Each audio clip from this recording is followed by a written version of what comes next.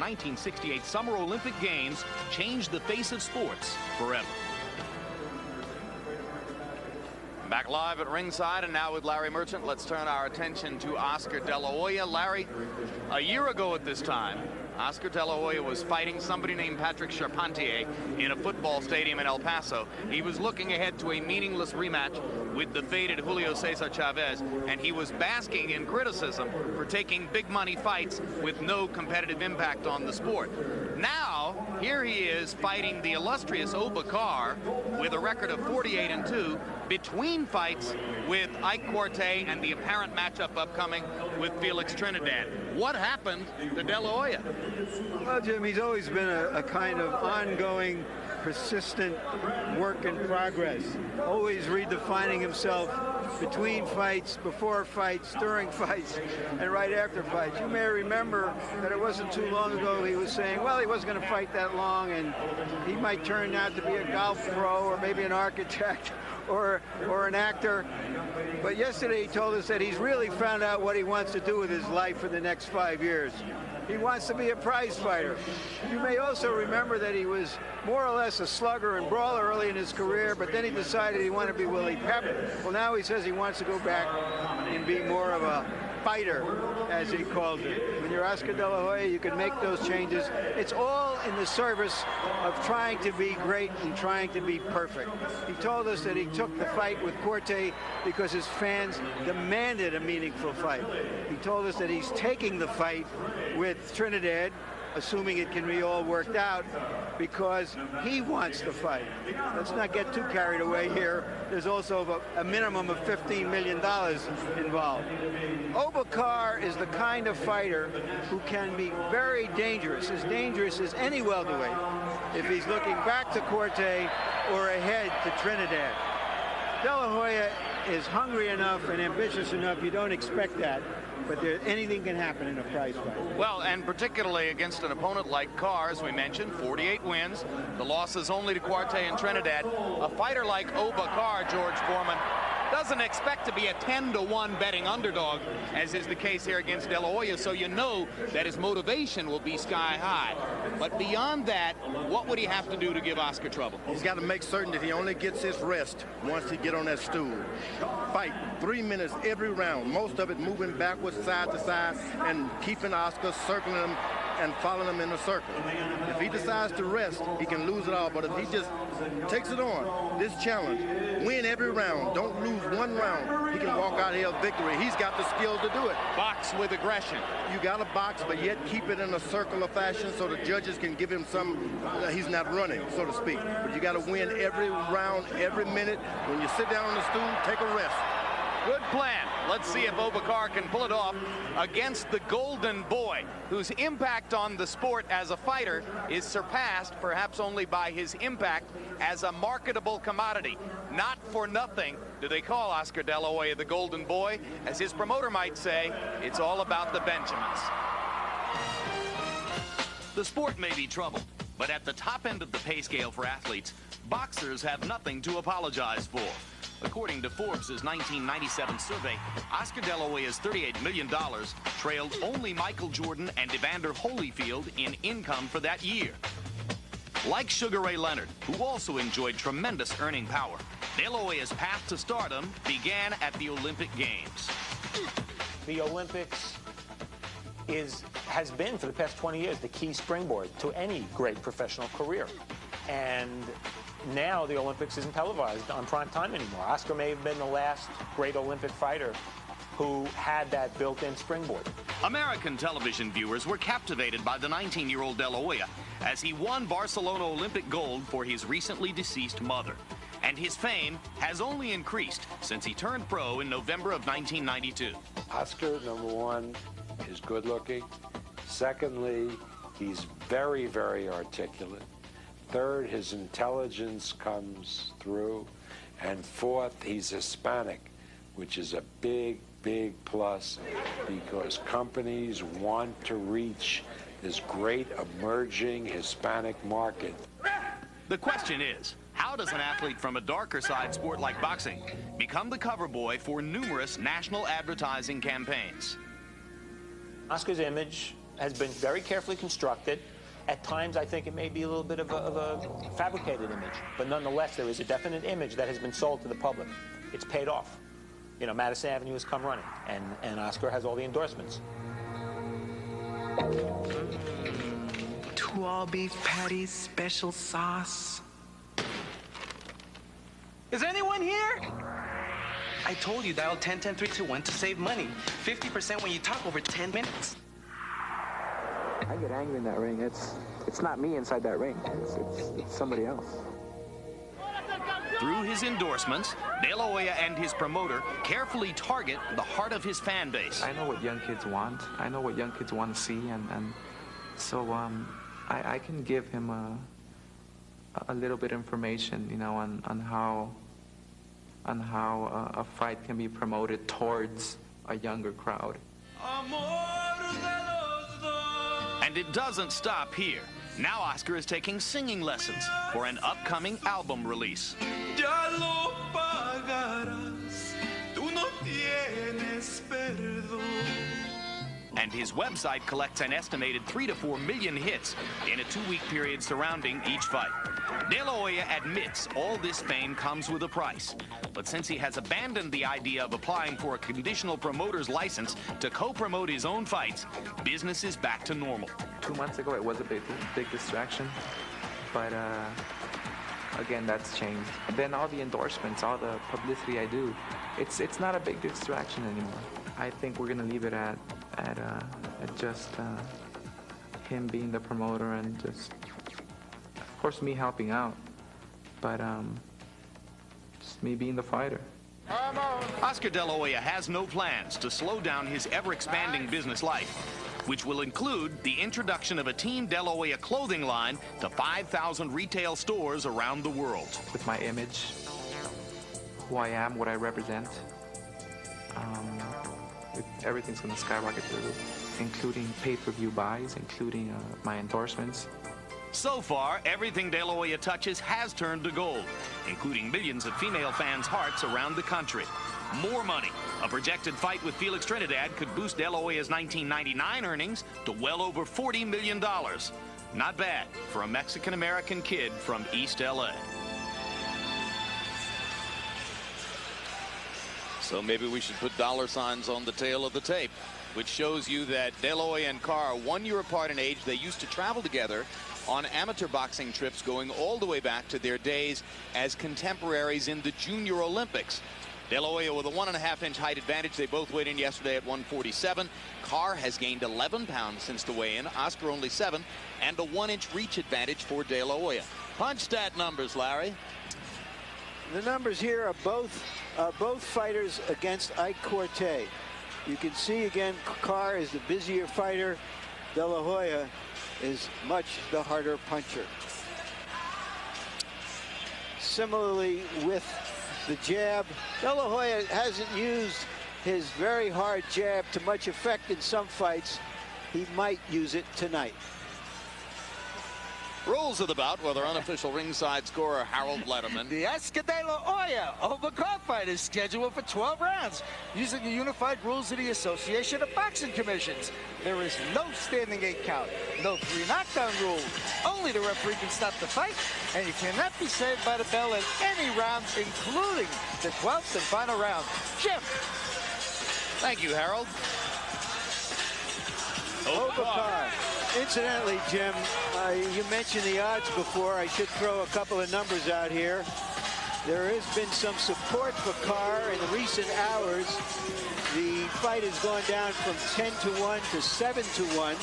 So some people are taking a shot with Carr, perhaps believing that De La Hoya will be distracted by the negotiations with Trinidad.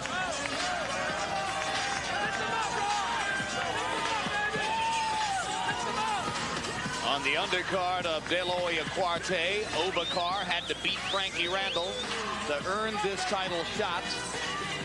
And he proved his mettle that night, winning convincingly against Randall in what was a boxing match between the two men. Just as was the case with Floyd Mayweather, Carr is trained by his daddy, Eddie Carr.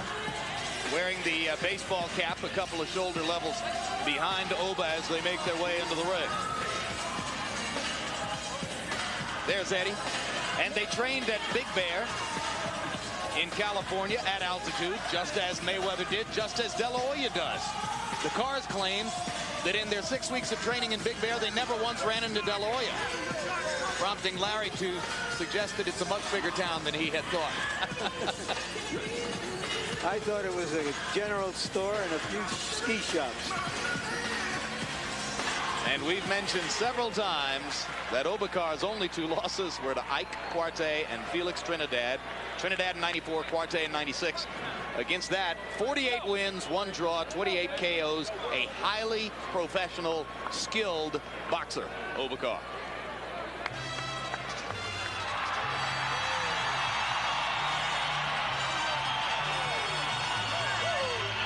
Well, once a long time ago at a Junior Olympics competition, Oscar De La Hoya handed a video camera to Obakar's dad, Eddie, and said, "Would you tape my fight?" And Eddie said, "Absolutely, I'll do that for you, young man." Perhaps never dreaming that 11 years later, the 2 sons would meet for the welterweight title of the world.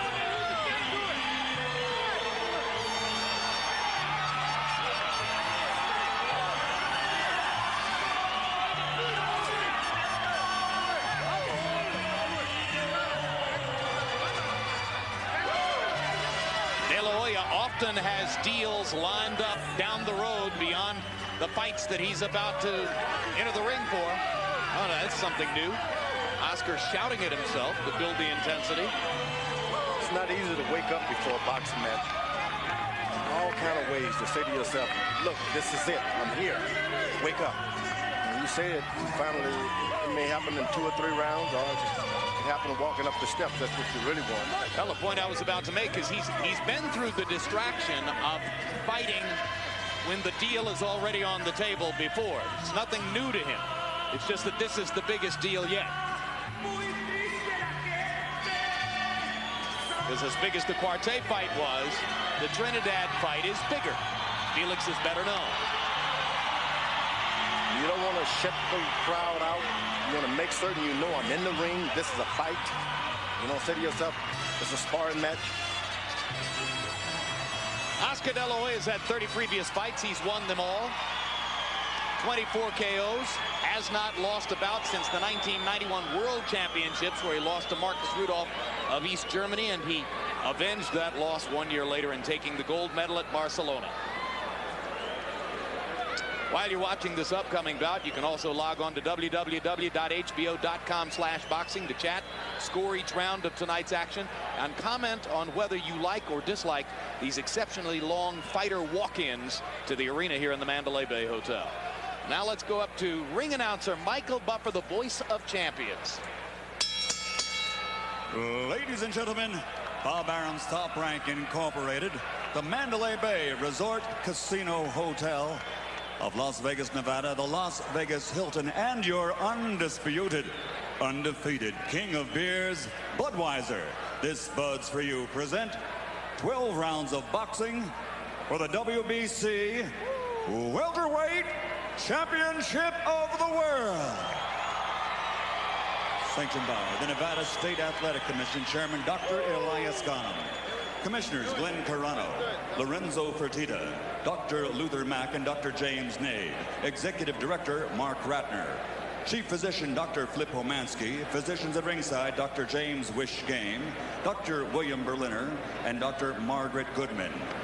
Timekeeper and counting for the knockdown seconds will be James Cavan and Mike Lachella. At ringside for the World Boxing Council, President Jose Suleiman. Supervisor for the WBC, Rex Walker. The 3 judges scoring this contest on a 10-point must system will be Carol Castellano, Chuck Jampa, and Jerry Roth. And when the bell rings, your referee in charge of the action, working for the 152nd time in a world title bout, Richard Steele.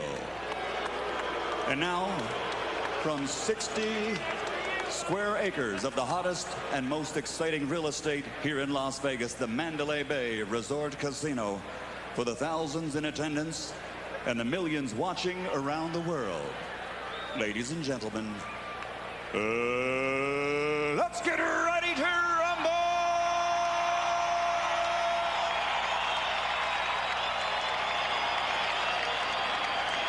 Introducing first, fighting out of the blue corner, wearing black with white and weighing in at 147 pounds. He enters the ring with a reputation as a masterful boxer and brings an outstanding professional record to back it, consisting of 48 victories, 28 by knockout with only 2 losses and 1 draw. Tonight, he plans to make the ultimate step in his career to shock the world and leave this ring as a champion. Ladies and gentlemen, here is your challenger from Detroit, Michigan, the number 4 ranked contender in the world, Hoya, Motor City Carr.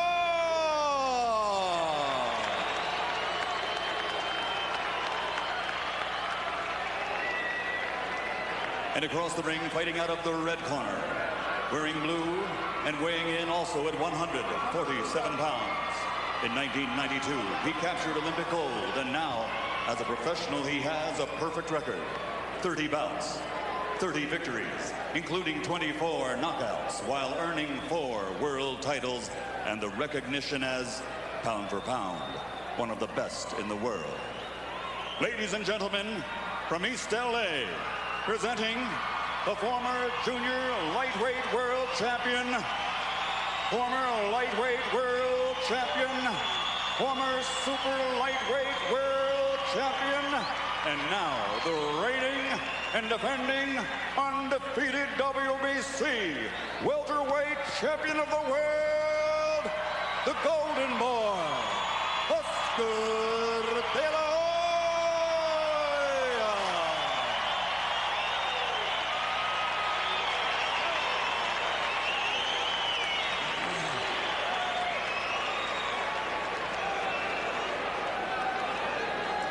Just a little high.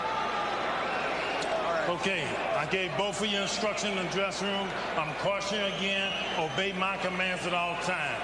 I'll give 1, 2 warnings. After that, points will be deducted. Shake hands, good luck.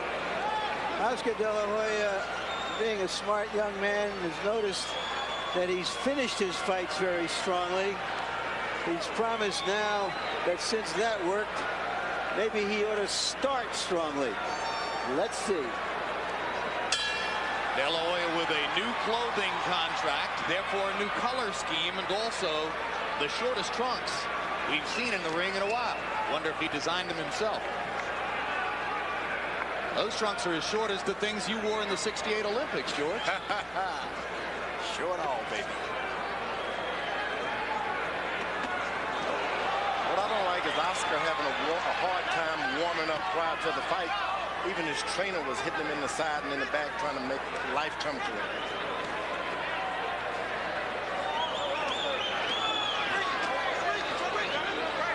Well, so few people have given Carr a chance. You wonder how difficult it's been for De La Hoya to maintain his concentration on this bout, but he's always conquered that obstacle in the past. Carr's got to move around, land a shot, forget about the power, just put something on De La Hoya to win every round.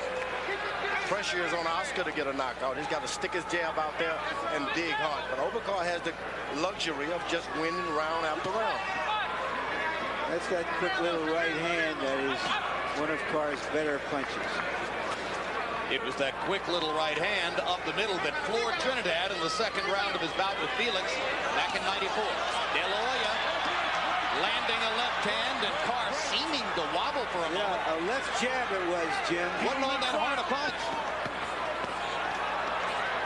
And De La Hoya promised that he would not be cautious in the first round, and he is not. A left hook produces an early knockdown. 5, 6, 7. And those punches did not look hard, which isn't to say they weren't. They just didn't have the appearance of being punches with great leverage. And there's a rumor that Carr is badly overtrained, George. Some of those who saw him in Big Bear saying too many rounds of sparring, too much running. If a fighter's overtrained, does he have trouble taking punches? No, that's not the problem. It's more, it'll all be affected with the accuracy of his punches. And the fact that he's getting into exchanges against a stronger man. Yeah, he takes another left, and that that left throws Carr's knees momentarily. And he's not moving. Obakar should be on the move here. Left and right. Left and right. Big first round for Oscar De La Hoya. Carr trying to fight back now in the last 30 seconds of the round. Keep him up. He's falling into the web of Oscar De La Hoya's power now. You got to keep moving. You just can't be there. And your punches shouldn't have any power when Obakar throws the punch. Just slightly enough to keep him off balance. Carr trying to fire a hard right hand. Carr has recovered his balance nicely. He is a very courageous fighter. Oscar's following him around without a jab. But in all probability, Obakar starts the fight 2 points down because that was likely a 10-8 round for De La Hoya as the result of the knockdown. Okay, don't bend in on it. In and out, side to side. Yeah, you lost the first round. So, but still, we ain't lost the war. We're still in the fight. Put that square right there. The square right there, Abel. You got it. You got it in that fight. You got it. It was a stiff jab that first startled Carr, and there you see him going down from a short left hook inside. Left to the body. De La Hoya promised to start faster than he customarily has, and he has delivered on the promise. Let's go, let's go. So in round one, by CompuBox numbers, Obakar landing 9 of 72 punches, De La Hoya 25 of 56. An unusually aggressive first round for Oscar, backing up his claim that he would be a more aggressive fighter than has been the case for the past few years. Oscar De La Hoya is doing a great job of keeping his hands up. He's not dropping his hands. Generally, he gets comfortable. He puts his left hand to his side so he can get more range. He's being extra careful not to do that tonight. Obakar's doing a terrible job of staying in front of De La Hoya. Meaning he's not moving enough. No, you got to move. And if you want to stand in front of him later on, you get to know him, get his rhythm, maybe 5 or 6 rounds. But right now, it's not a good idea. Oscar's got to give him a bit of respect. You just can't just walk right over. Pick your shots and do the same thing. De La Hoya fighting the first minute of the second round the way he's fought so many first rounds in the past, mostly looking and setting himself up for opportunities down the road. And they've got to sell Oscar De La Hoya back on his left jab. You want to keep that jab in the business. It's a good jab. You don't want to desert it now. Stay right with your left jab. Obakar beating Oscar to the punch through the middle portions of round 2 now. And Oscar not throwing much as Carr begins to score. Now, Obakar is allowed to lay on Oscar's neck. The taller guy is going to get the worst of it. Start to affect your legs a little bit. I was his corner. I start warning the referee now to get him off my neck, get off my fighter's neck.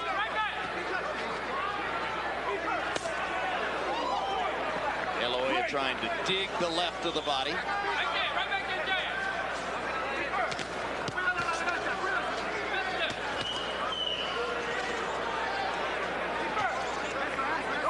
The thing about the jab for De La Hoya, Carr is a setup fighter, George. He likes to set up, mount an attack, walk a few steps, set up and do it again. If you keep the jab in his face, it's hard for him to set up and start a rhythm. Yeah, but Oscar's having problems because if you're going to throw a stiff left jab, you're not going to be able to follow it with a good right hand. So you have to just put your right hand down for a while. And that's what he's not wanting to do right now. He wants to keep the right hand in the show, too. Just lay off the right hand and just stiff jab him for a round. Oscar is coming forward as promised, but in this round he hasn't been shooting many punches. If Oscar only could understand the damage he can do with his left jab that he has done. Another right hand by Carr. Obakar appearing to outwork Oscar De La Hoya in round 2. Yeah, he's trying to win this round. This is a very good round for Obakar. This is the pattern he would like to follow in this fight. And as we go to De La Hoya's corner to listen to Roberto Alcazar speak Spanish occasionally, our interpreter is Ray Torres. Okay, you got to start to do a little bit more. You got to use that jab a little bit more and move around a little more. You don't stay in front of him. Okay, you need to use that jab more. Make sure that that's what you need to do. And relax in there.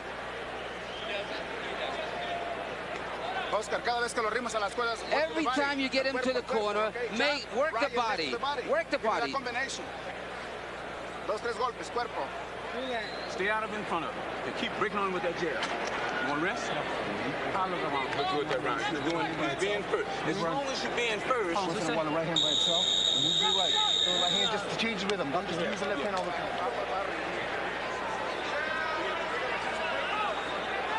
You saw in that last round why Carr has been such a good professional fighter, coming back from a first-round knockdown and establishing himself and winning the round, in my judgment. And De La Hoya throwing only 8 power punches in the round. You can see that Harold Letterman also thought that Carr won the second. And a good stiff jab from De La Hoya to open up his attack here. Well, Carr's got the luxury now of being able to stay in position and let your opponent come to you. That's what you want in boxing. He's doing a good job of staying in position. He never pushes his right leg behind his left leg behind his right leg. But he appeared to be momentarily hurt by a left hand again, and Oscar has unloaded more left-hand artillery here in the third round. It's almost as though the second round didn't exist, as De La Hoya comes up in round 3 and begins to pick up on the damage that he created for Carr in round 1. Well, a guy like Carr, you really got to count that into the cost of your building. You're going to get hit and you're going to get hurt, but you got to recover and get right back to your strategy. He bends his waist here and there, which is fine. He's never out of position. Right foot is always behind the left.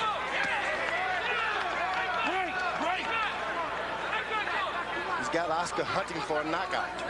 He's the champion. Good right hand by Carr.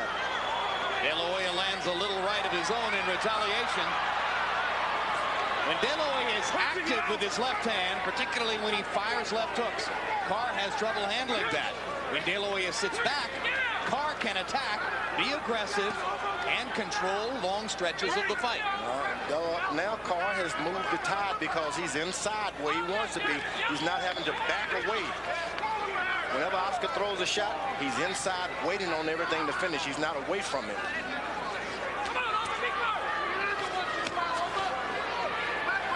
The only mistake is you don't want to get into exchanges with a good champion like Oscar. Good left hook inside by Carr, though, and that stopped Oscar momentarily in his tracks. But Carr is at this point beating Oscar to the punch. Yep, and he's doing a good job of it. The power is not in his shots, but his strategy is working. Oscar does not have a strategy tonight. Just following around a good fighter. He's following him around without a jab. Haven't thrown 3 combinations yet.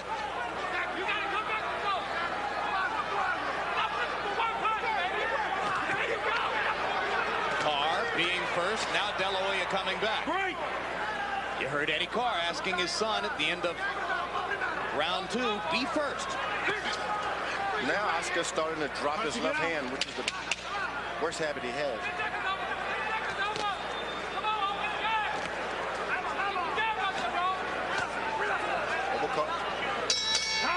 Most of this fight has taken place in about a 10-foot ring inside the bigger ring. Andrew Ramirez returned from Kosovo, where he was held for a period of time as a prisoner of war. The Southern Californian wanted to meet Oscar De La Hoya here as Oscar's guest at ringside tonight. Chairman of the board of Time Warner, Gerald Levin, right behind him. Just keep breaking him down. Keep stepping to him first.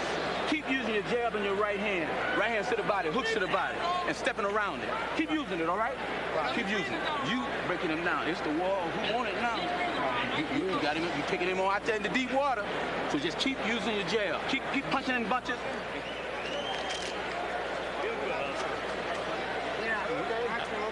And don't forget the body. The body. As with Mayweather in the earlier fight, Carr's best punch has been that quick right hand right over the top. Keeping him in this fight, which now may be even in points.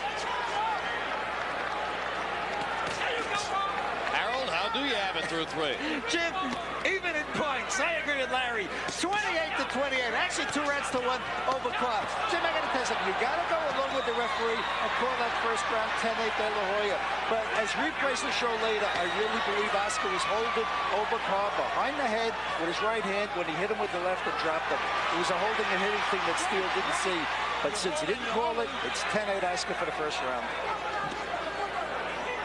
Well, if you're looking for a new De La Hoya style, this De La Hoya looks to me like the guy who fought Julio Cesar Chavez and elected to slug it out with him toe-to-toe. It would appear, if this is the new style, that Oscar's going to offer out more contact, but he's going to take more punches in return. Carr is doing a fine job because he has a strategy. Oscar's only looking for a knockout, and this is a fine boxer, Oscar De La Hoya. He has great legs. He's got a good left jab. He's not using any skills at this point. So he is shortchanging his own talent. Yeah, he's just thrown away everything he's ever worked for. You don't want to do that. This is a business you don't want to be hit. Carr's got a strategy. He realizes he's not the best fighter in the ring tonight, and his strategy is working. Good overhand rights every now and then. He never tries to finish Oscar once he hurt him.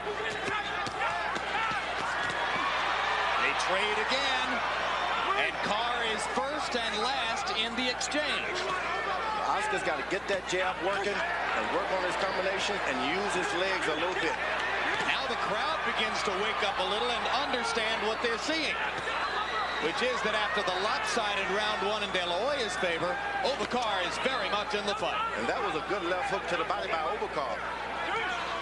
But we don't want this fight, if you're in Oscar's corner, to continue to go round after round after round. Why isn't Oscar throwing more jabs? Oscar decided to be aggressive. A jab is more effective when you're circling your opponent, moving around a little bit. You see he backs up and he gets the jab out. Yeah, when he's not throwing the jab, Carr can decide what he wants to do. He doesn't have to be fearful of anything, of being thrown off balance. When the jab isn't there, Carr is a little quicker with that right hand especially. You want to jab and slide back just a little bit so that this guy can look at you and you can hit him again with it. Hard left hook to the body by De La Hoya, but Carr was landing his own left hook in return at the same time. A triple left hook, as it were. De La Hoya starting to throw the jab a little more, but again, I make my point. When Oscar doesn't throw the jab, Carr can walk to a spot he likes, set up, and mount his attack. If Oscar keeps punching, can't do that. Carr is making a mistake. You don't want to punch with a puncher.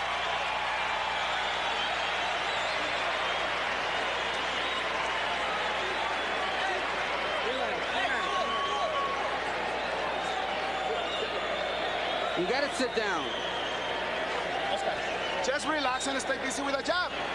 Just move, keep moving. Don't stay still in the front.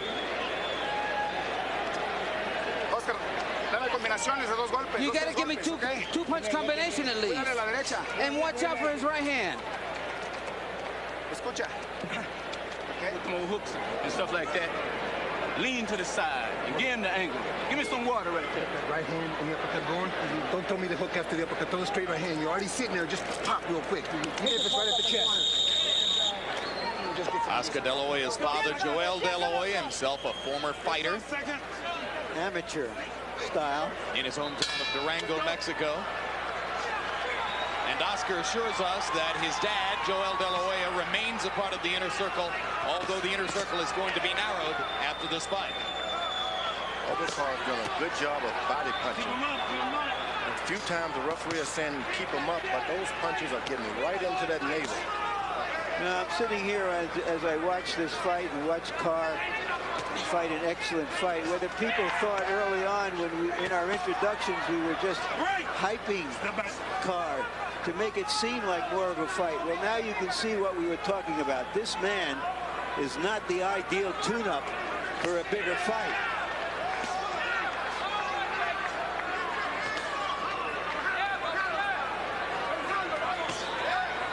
Oscar's got determination like no one you've ever seen. And he exerts some of that determination in going to Carr's body. Tremendous body shots by Oscar. His best fusillade of the night. But Carr handling the De La Hoya Thunder better than he did earlier in the fight. He's not handling it. He's just waiting his turn. Those shots hurt, and it takes a moment. Now Oscar's backing up for a little oxygen himself.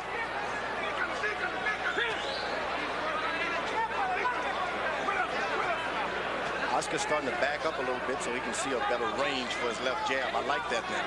Don't want to just walk into him, make him reach and exert himself. Obakar's been doing a good job because Oscar's been coming to him. Now Oscar's got to jab him and back up and bring him into his power. Oscar blocking Carr's last right hand with his glove.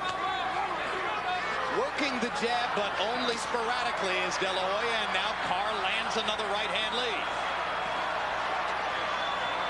This is what happened when you just decide you're not going to listen to your people in the corner. You're out there alone. It's a hard fight. You can win, but you gotta. It's hard because you're not listening.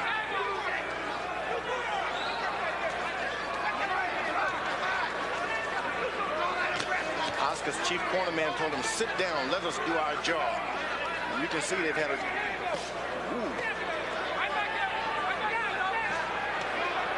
Obakar's doing a good job, but once he starts this power hunting, head hunting, he can get himself into big trouble.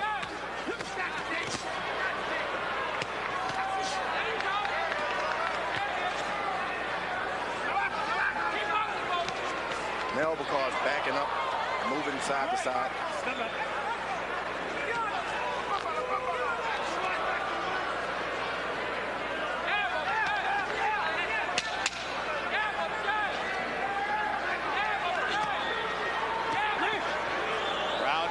For the moment, fifth round almost complete.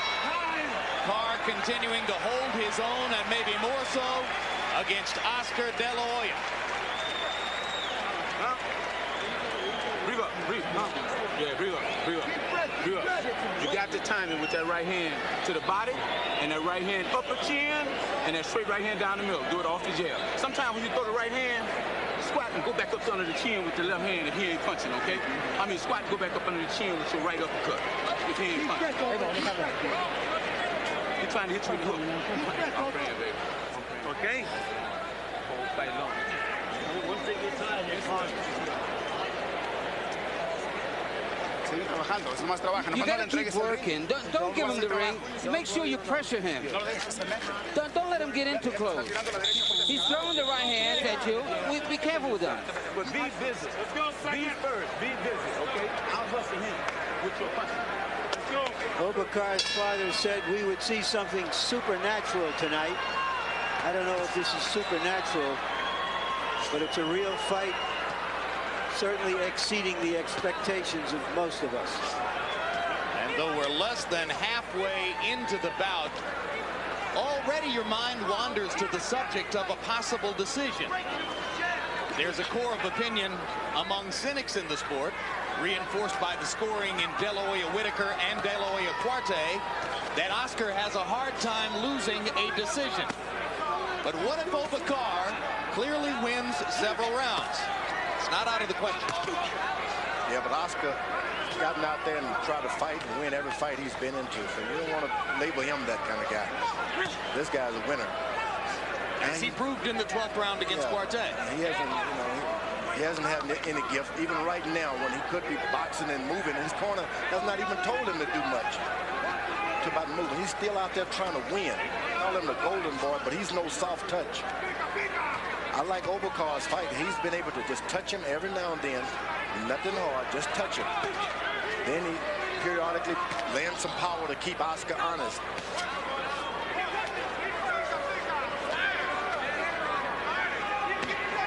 Oscar standing around waiting for one shot. Fascinating. Absolutely fascinating to watch him fight this way, George. Yeah, look like an old plotter or something. I mean, this is a guy who has boxing skills, immense boxing skills. And you just wonder why a fighter with all that craft built up over the years would renounce his boxing skills to try to fight as a slugger. You never know what happened. But when you have a corner and you can't listen, boy, there's not much else you have. Obakar staying right with his strategy. Takes a few left jabs here and there. Stays with it. Carr, for the most part, busier than De La Hoya. Wobbled through the first round, survived the knockdown, probably fell behind by 2 points on every scorecard, but since then has been able to execute his plan. He just touches Oscar, touches his gloves every now and then. Touch here, touch there, just to keep Oscar starting all over again. Every time he touches his hand, Oscar has to start all over. De La Hoya with a Cobra-like left-hand counter in there.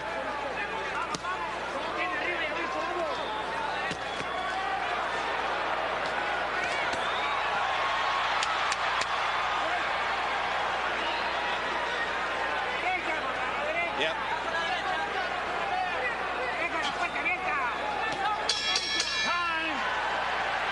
Halfway through the fight, and it is a fight in Las Vegas as Oscar De La Hoya tries to get past Oba Carr toward a possible matchup with Felix Trinidad.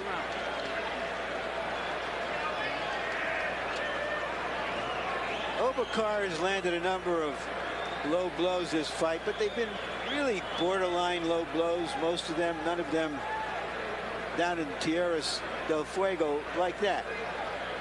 None of them have seemed to have bothered De La Hoya especially. You can see his protector just beneath the white on top of his trunks. But it doesn't protect you. Believe me. You'll have to be singing some high notes on those. Deep breath, deep breath. Of course, along about now, people are going to start to try to compare De La Hoya's fight with Oba Carr and Trinidad's fight with Oba Carr. Trinidad stopping Carr in 8 rounds, just as they compared the two fighters in their fights against Whitaker. First round, Oscar De La Hoya starts to bounce a little bit in his feet. I don't know what kind of shoes You've always felt like he's most effective when he bounces, George. He gets a couple of bounces, and he's got his rhythm. He can do anything. Harold, how do you have it halfway through? Jim, in rounds, I got it all even 3-3, but Oscar De La Hoya winning a fight by 1 point, 57-56 on a 10-point must system due to the knockdown. Jim, I got to tell you, in that last round, I didn't see Oscar De La Hoya doing a thing.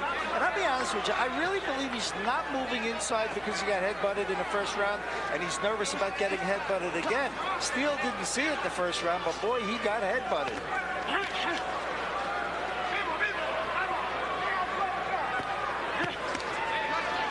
Carr working with the left hand, setting up the occasional right. He is outboxing champion Oscar De La Hoya right now. Goes left, and he goes right. He catches Oscar waiting, and he hits him. Never too hard. In the last round, De La Hoya threw only 40 punches. With blood streaming from the left below the left eye of De La Hoya, perhaps on a butt. 1 point. 1 point headbutt. Now wait a minute, what's going on here? He's taking a point away for a headbutt? Yeah, intentional. He called it intentional. He called that an intentional headbutt? He did indeed. So referee Richard Steele removes another point from Oba Carr to go with the point that he almost certainly lost on the knockdown in the first round. And now an angry De La Hoya comes back. De La Hoya trying to land the one big left hook that would punish Carr for the butt. When you do that, you end up getting buttered again. Got to keep you cool. Yesterday, Gil Clancy, advisor to De La Hoya's trainer Robert Alcazar, told us that he would go to referee Richard Steele, intentionally bald, to point out that intentionally bald Oba Carr might use his head as a butting weapon. Yeah, but I would prefer a guy bald to butt me than a guy with hair, because that's where the scratches get in. You can, a string of hair kind of slides up. I still want to see the replay to see whether it looked deliberate. De La Hoya landing a good counter left hook inside, and De La Hoya bouncing and more active than has been the case before. Carr lands a right hand on the swollen cheek and another one. It's the bounce in his legs. Keep the bounce, Oscar. Oba Carr should just keep moving, land a shot here and there, and keep moving. Make certain they don't stop this fight. The bleeding and the swelling will be below Oscar's left eye, so they should not interfere with his vision. But if they happen to stop this fight because of the butt, no blood. He loses it. And now Richard Steele removes another point from Carr for low blows. So Carr has lost 2 penalty points in this round. Carr's better realize if he want to win this fight, he better get a knockout. Time.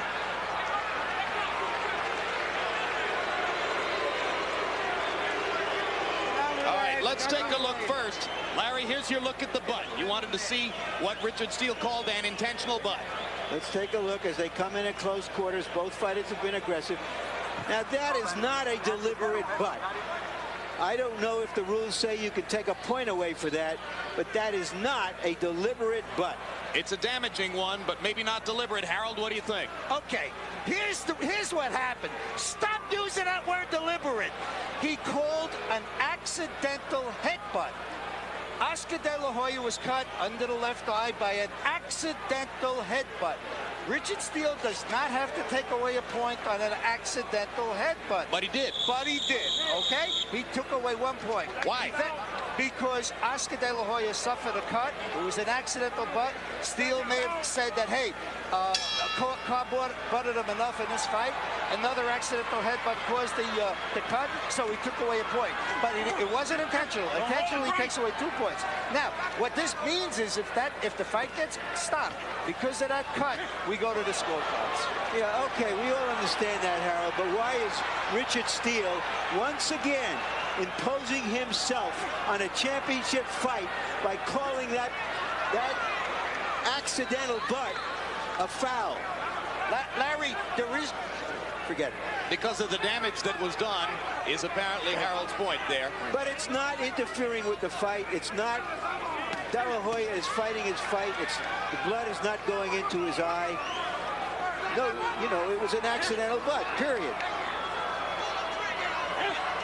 And so there will be something else to debate in Richard Steele's ongoing dossier of memorable ring decisions. He's the man, of course, who stopped Chavez Taylor with 2 seconds to go in the fight, and Chavez, having lost on 2 scorecards, made him the victor by TKO. A lot of people thought that was the right decision. Then several months later, he stopped the fight between Mike Tyson and Razor Ruddock. Most people thought that was a premature stoppage, and from that moment forward, Steele has been booed every time he's been introduced as the referee of a major bout here. You know, everybody's entitled to make mistakes. I've never brought this up again, but since you did... 2 hard left hooks by De La Hoya, and Carr grabbing and holding on. Let's get to the fight. Oscar's been able to land some left uppercuts. He's made his left hand more of a factor in the bout, which is what I personally think he always has to do when he's in trouble, George. Yeah, that left hand is his groceries. It's his Sunday punch. Yeah. It's his meal ticket. He should have been bouncing and jabbing, and then you just wonder, is Oscar getting old soon or what? It reminds me of me. There you go, Oscar. Use your legs. But Carr's got to make certain that he goes left and right so the movement of Oscar's leg doesn't affect what he's doing. Don't move straight in. Fascinating suggestion, George. You're wondering if Oscar De La Hoya has gotten old already. He's 26. It doesn't take long. When you stop using your legs, it's not good news. And of course, with regard to any comparison between De La Hoya's meeting with Carr and Trinidad's meeting with Carr, remember that Felix Trinidad fought Carr back in 1994. Now look at Oscar, how well he moves. Why hasn't he been moving all night?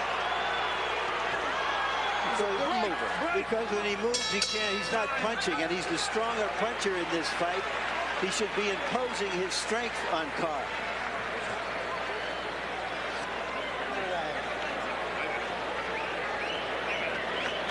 Oscar, vamos a trabajar más. Oscar, we need to work more. You need to box more. ¿Cuántas combinaciones juntas? You got to put your combinations together.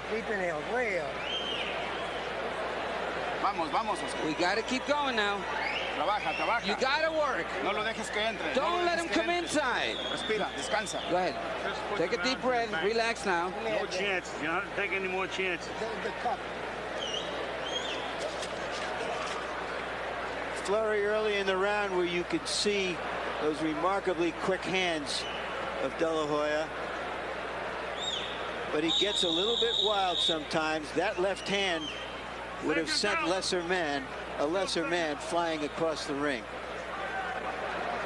Oba Carr is no lesser man. Fascinating challenge for the ringside scorers as the pattern obtains through most of the bout. De La Hoya landing more punches, Carr throwing many more. So if you're looking strictly for punch output and activity, Carr is the leader in that category. Now Oscar's gotten to be the counter puncher here in this round. He only hits after he's been hit. Oba Carr has been the distance many times in his career, more often in fact than De La Hoya. But he has shown a tendency, as he showed against Frankie Randall earlier this year, to fade a little bit in the last 2 rounds. He's come here for the fight of his life. A lot of people thought that Oba Carr had gone downhill. He's obviously trained, motivated to give the best effort he possibly can, and even better in this fight. Oscar, now he's bouncing good. Now he's bouncing. Now, Oba Carr's got to make sure that he goes left and right. That's what throws the bouncing off, not coming forward.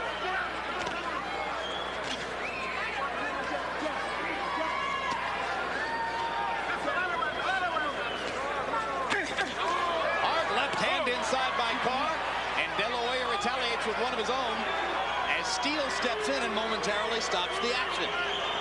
Sometimes you want to drop your hand out of the sight of your opponent to keep him guessing so he doesn't jump in too much.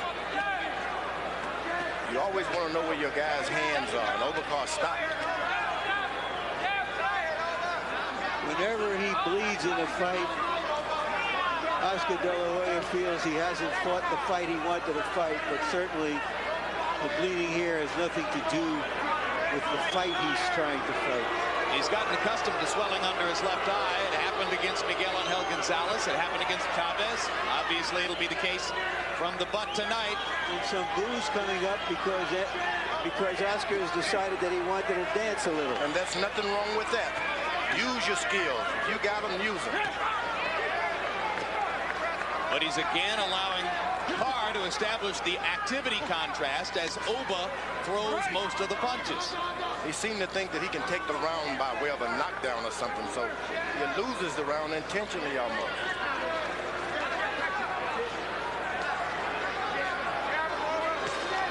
Keep in mind, De La Hoya with a likely cushion on the scorecards. Knockdown in round 1, and then in round 8, a point penalty to Carr for butting and another point penalty for hitting low. Oba Carr, excellent fight. Excellent fight.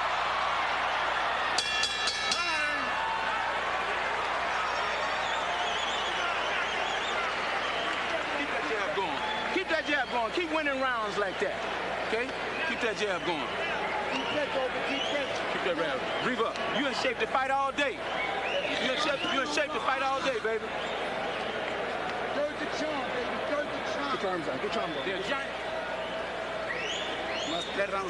We got 3 rounds to go. Tres rounds más, okay? That's all we have is 3 rounds, so you got to keep boxing him. No problem. Is there a new one up in the hairline on the other side? Or not? Yeah. No. I thought I saw something. What about in here? No. 3 rounds to go, Oscar. Hey, hold on. 3 rounds. 3 to go. Keep stepping to him. You're going to finish everything with the jab, over. Everything with the jab.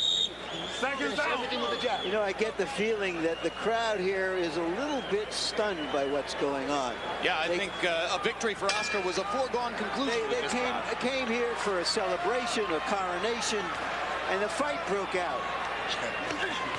Harold, How do you have it through 9? You know, Jim, it's a very, very interesting fight. There's no question. In rounds, 5 rounds to 4, very close, Oscar De La Hoya. In points, which is what counts, 86, 82, a commanding 4-point lead for De La Hoya, because how do you overcome a 2-point round in round 1, a 3-point round in round 7? That's Overcar's problem. He's got to win a lot more rounds. He has to win every one of the last 3 rounds to win this fight. It's a real close fight. Mainly because Overcar is doing what he wants to do. Oscar's doing what he has to do. Don't hold him. Break. It's turned it into a war. All 3 judges are from here in Las Vegas. He's able to miss a body shot, move around the ring, and nothing happens to him. Oscar just waits. You got to make him pay. Now Oscar's allowing Overcar to step forward with his left jab.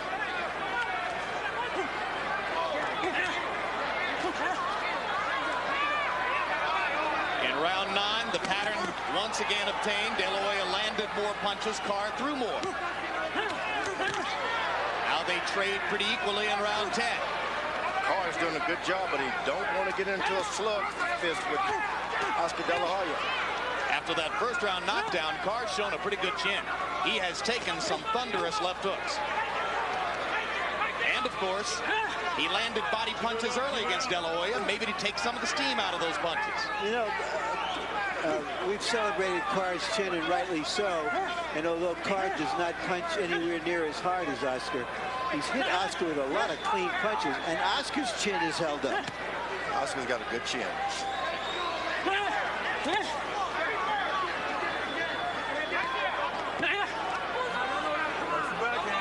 You can put Oscar down for a big heart because he keeps coming. Take a break, goes right back for a knockout. Well, after the 12th round of the Cuarte fight, it would be hard to call Oscar's heart into question. He threw a left hook to the body that time, was probably the best shot of the whole night. And that left hook to the body, setting up 2 uppercuts that backed Carr up. Carr's got to make certain he stay away from the left hand of Oscar. De La Hoya with another crunching left hook. And another uppercut. I can hear Oscar breathing hard from here at ringside. Yeah, because being a puncher takes a lot of oxygen. A very good last minute of the 10th round for Oscar De La Hoya. Could another rally be coming to close the fight? No problem. Open your mouth and get some water there. All right. 2 to go. Dos más. 2 more rounds, Oscar. 2 to go. Don't get careless. Come here. Here.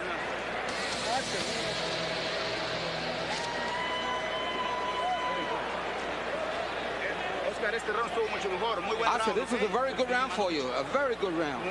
Okay, boxea. Keep boxing now. Mira. Oh. Son 2 rounds más, boxea. Okay. Boxing 3 of the next 4 weeks here, followed by Wimbledon. Let's make it pay for them stealing it from you, huh? Let's make it pay. You gotta work though. Okay, come on. Keep going. I wonder how this fight will change the perception of Oscar's fight with Trinidad, if it does at all. Out here in the West and Southwest, Oscar is a clear favorite. Back east, no doubt the support will be for Trinidad. Oscar's got the bounce into his legs again. Overcar is wondering. He sits there and think about what he's going to do because Oscar's moving, fanning shots away. That's the Oscar De La Hoya we know right there. That's the Oscar. Overcar's got to can't make a. Got to be a moving target. Another left hand by De La Hoya, and down goes Carr again. 4, 5. What a shot! Overcar does not want any more of that. Come to me. Well, once again, that'll change the perception again. And Steele says that'll do it. Overcar just couldn't get it together, and Richard Steele stops the fight. A TKO for De La Hoya. Well, De La Hoya has shown that he can close the deal in and out of the ring. The master of the late rounds once again strikes with an 11th round stoppage of Carr.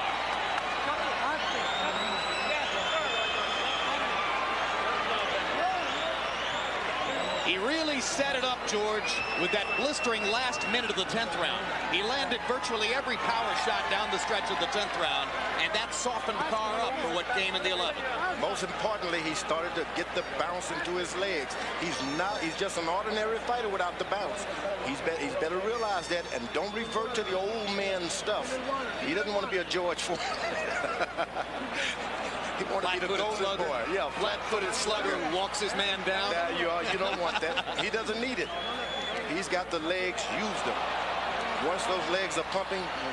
So just like Trinidad did in 1984, Oscar De La Hoya hurts Carr too badly for Carr to be able to finish the fight. Trinidad's TKO of Carr came in the 8th round. De La Hoya does it in the 11th in a fight in which Carr had given Oscar a lot of trying moments. But when he gets his left hand into play, like that, he's a superior fighter. Most importantly, he fell right on his face. That's not what you want to see. It's hard to recover. Oscar's got the power.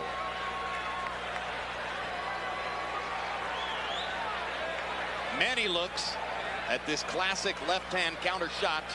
You know, he stood up straight and used his height. So Carr threw a left hook, yet Oscar was out of range because of his height advantage, and yet he used his reach advantage to get that little extra inch in there that he has in the advantage, and he clocked it.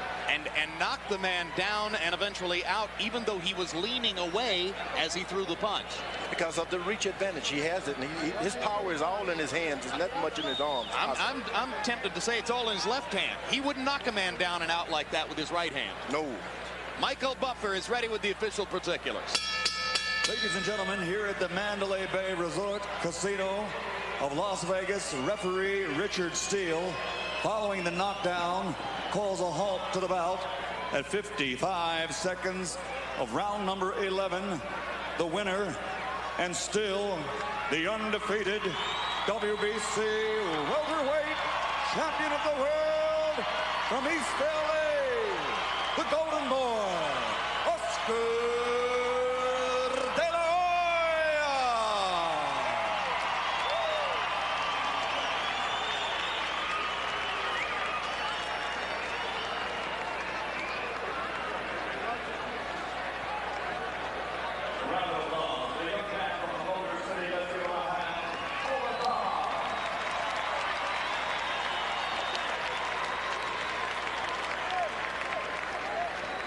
Final punch stat numbers, and you can see that De La Hoya landed 83 more punches than Carr. Carr threw 241 more punches than De La Hoya, thus the dramatic difference in connect percentage. Our scorecards show us, incidentally, that Oscar De La Hoya was ahead on the 3 scorecards, 96-91, 95-92, 97-90 going into the last 2 rounds. So on one of the 3 scorecards, at least, his margin was bolstered by the 2 penalty points awarded by Richard Steele in the 7th round, but he was clearly safe and away on the other 2 scorecards. Power punch numbers show that Carr did better in that regard, landing 34% of his power punches against De La Hoya, and Oscar may want to clean that stat up a little bit as he gets ready to go against the 2-fisted power of Felix Trinidad. De La Hoya landing more than half his power shots here. Let's go to Larry Merchant in the ring. Thank you, Jim. All right, Oscar, congratulations on another victory. A little tougher than you thought it would be? You know what, this guy, no, he can take a punch. He was ready. Like I said, every opponent I have, they lift themselves to the moon, to the sky. So he was ready. But, well, it was a good fight. In a number of rounds, he was simply beating you to the punch, and you seemed a little bit off-put until you established yourself. What was going on? I was ready. I didn't feel tired. I didn't get tired. I felt very strong. But, yeah. Do you feel you made the transition to being the kind of aggressive fighter that you said you wanted to be in this fight? Oh yeah, I pressed the fight in the first round. Second round, little personal problem that I had that I won't mention. But after that, what is a problem you can't mention? I would rather not, because I have an opponent September 18th, Felix Trinidad. I'm gonna get you. Come on, bring it on. We're gonna fight. Let's do it. Okay, I'll take your cue then. Why are you calling out Felix Trinidad? He should be calling you out, presumably. Why do you want him so badly? Because we're going to fight September 18. He finally signed the contract. Let's do it. That's my next fight, September 18. We're going to do it, and I'm ready, and he's ready. It's going to be the fight of the century, I guarantee. Were you measuring yourself against Trinidad in terms of his fight with Carr when he stopped Carr in the 8th round tonight? No, I couldn't do, after the second, third round, I couldn't do the things I wanted to do. A little personal problem that I kind of encountered. You couldn't do the things you wanted to do. I mean, does it have something to do with your stomach? No, just something physical, yes, but I'd rather not mention it because it's kind of personal. Kind of personal. Okay, I won't go any. The low blows. All right, were the low blows bothering you actually? No, because you didn't show any discomfort during the fight. Nothing bothered me. Nothing. I was physically ready. What about the butt? I mean, it was an accidental butt, but a point was taken away. Did it have any impact on you at all? No, not the headbutt, not the low blows, nothing. He's a great fighter, good solid fighter. Should we take anything out of the fact that in the last couple of rounds you started to move your legs more, started to get a little distance, and then the knockout came? Yeah, that's where the personal problems occurred. I had to use my legs more. You know, I kind of sensed he got tired, so yeah, I did kind of not showboat, but kind of jump up and down and kind of counter him. You know, make him make mistakes. But either way, if this personal problem wouldn't occurred, he would have been out. Sorry. All right, I'll leave it to other reporters to unearth that, and I'm sure they will. All right, we'll get to Oba Carr in a moment and ask him his opinion about Oscar De La Hoya versus Felix Trinidad. Back to you, Jim, for a moment. All right, thanks very much, Larry. Let's start by asking George Foreman his opinion about Oscar De La Hoya versus Felix Trinidad. What would Oscar have to do differently against Trinidad? Well, Oscar's proven to me he's the toughest guy in the welterweight and middleweights I've seen in a long time. He's the golden boy. He has everything going for himself, but he constantly seeks a knockout. And why these guys continuously pursue him with this power, I don't understand. Oscar has nothing to prove in my mind. Believe me, it's up to Trinidad now to climb this hill. So Oscar was looking too hard for a knockout, but Carr followed him around and made it possible, right? You can't do that. Let's go back to Larry with Oba Carr. All right, thank you, Oba. That was a terrific fight you gave. Was the knockdown in the first round a 2-point round, and the 2 points he took away from you later in the fight make you any more desperate as the fight went on, that you knew you had to knock him out? First of all, I'd like to thank God, the Lord Jesus Christ, for giving me the strength to just, make it to the 11th round. But, I could have been a little faster today and just, worked off my lateral movement of my stick and my jab a little bit more. But you found him easy to hit in many rounds, didn't you? I found him easy to hit, but I think that I could have gotten the fight a little bit better with my jab. But he's a quick fighter. But I think that I could have just used a little bit more transition in the fight. Thank you for a terrific fight. Just one question. Fans want to know your opinion of De La Hoya versus Trinidad. You've been in the ring with both of them. I think it'll be a good fight. Both of them are fast fighters. Both of them. De La Hoya is a little bit more evasive. I think that, both fighters have to just be careful. They get caught, they get dropped. This is a tough business, so, we got to just train and just do the best we can today. So you don't see, from your perspective, which is the best perspective, that either one has any particular advantage? Both of them is just astronomical fighters, and I can't take neither one take neither one of them for granted. So I really can't call it. You just have to get in there and just whoever's a tougher warrior that night will prevail. Thank you very much, Oba. Jim? 52nd professional fight for Oba Carr, and what a badge of honor he now gets to wear, as in his long career in the welterweight division, he has 3 losses to the 3 reigning cult welterweight icons of his era: Felix Trinidad, Ike Quartey, and Oscar De La Hoya, kind of like Jerry Quarry back in the heavyweight division, when he was just good enough to lose to the great fighters in the division. I call Quarry the best heavyweight to never become heavyweight champ of the world. Yeah, Oba Carr was good tonight, very good, a lot better than Oscar thought. Oh yeah, Oba Carr fought very well, and he's the best welterweight who will never in this era become a welterweight champion of the world. George, good job. Thanks very much. Larry, on to De La Hoya versus Trinidad, September 18. Your thoughts? Well, it's great to want to be great. Both of these fighters want to be great, and they will decide it in the ring in what is probably the biggest fight below the heavyweight division since Hagler and Leonard more than a decade ago. I can't draw any lessons from tonight's fight, perhaps, but just generally off the top of my head, it seems that Trinidad is a more polished boxer, a two-handed puncher, but that doesn't mean he's a better fighter. And just as Carr said in the ring a moment ago, the tougher man, the man who shows more spirit, more ability to deal with adversity, is the fighter that will come through in that fight. And in theory, we'll find out on September 18 right here at the Mandalay Bay who that man is. Tonight on World Championship Boxing, you got to see 2 of the 5 or 6 best pound-for-pound fighters in the world. In the next couple of weeks, you'll be seeing 2 more of them. We'll have a final word on what happened here in the ring in just a moment. Right now, let's look ahead to a couple of more upcoming programs on HBO. On the next Real Sports. Ethnic Albanian boxer Elvir Marici came to America with hopes of becoming a champion. As his family returns to Kosovo, risking their lives, Elvir's biggest fight may be with his conscience. Plus, fires, looting, running wild in the streets. Is this any way for fans to show support for their team? They were not people anymore, just this massive destructive energy. Winner of 3 1998 Sports Emmys, Real Sports with Brian Gumbel. Premieres Tuesday night at 10 on HBO. Nothing is out of bounds. This spring, travel off the beaten path and surrender to the irresistible force of the tropics. Trinidad steps in to try to finish the man. Triumphant champion Felix Trinidad returns home to Puerto Rico and turns up the heat against top-ranked contender Hugo Pineda for the World Welterweight Championship. Be there live Saturday, May 29th, only on HBO, the heart and soul of boxing. On June 5, light heavyweight champion Roy Jones faces fellow champion Reggie Johnson to the win of the title of the only undisputed champion in boxing today.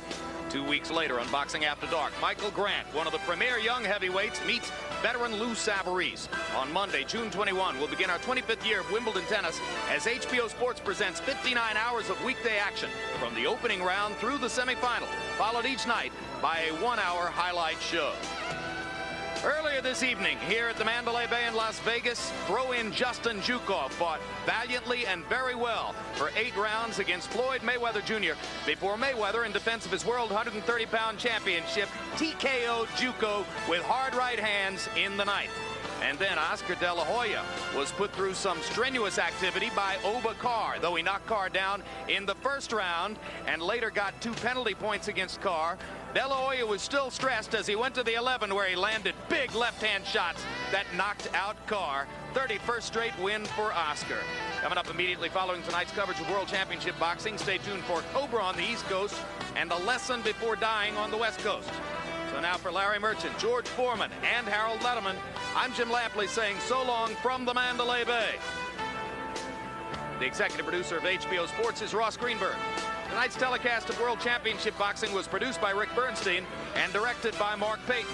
Feature producers John Crystal and Thomas Odelfelt. The associate directors Greg Backer and Brian McDonald. Assistant to producer Matt Boland. The production manager was Mark Hayden. The technical supervisor Bob Hunter. And the technical director was Doug Getz.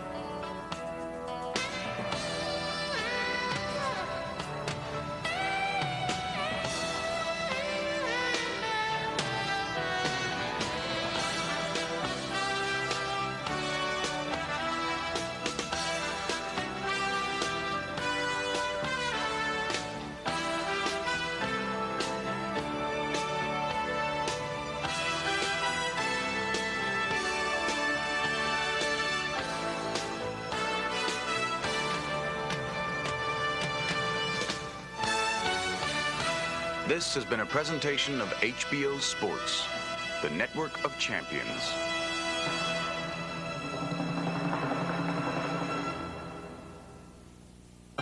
HBO. You can